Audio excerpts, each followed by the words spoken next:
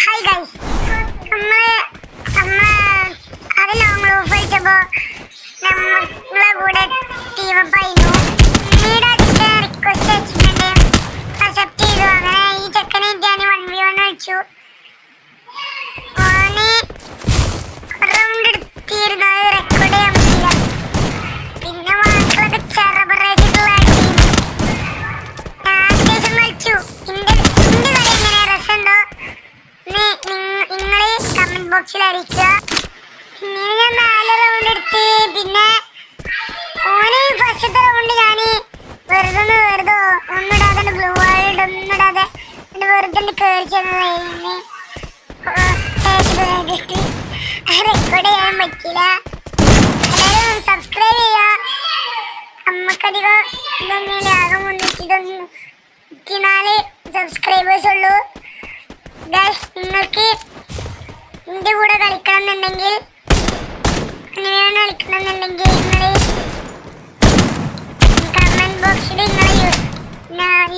ID number പറയുക, പേരും പറയുക. ഞാൻ റിക്വസ്റ്റ് അയക്കുന്നുണ്ട്. പിന്നെ ലൈക്കും ചെയ്യട്ടാ.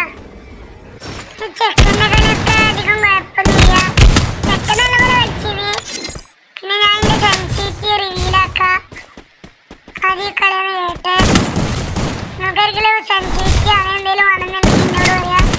എൻ്റെ ഇതിലെ പ്രീമിയം സെൻസിറ്റികൾ കയ്യിൽ എടുക്കുന്നുണ്ട്. നിങ്ങൾക്ക് വേണമെങ്കിൽ കമൻറ്റ് ബോക്സിൽ പറയാം.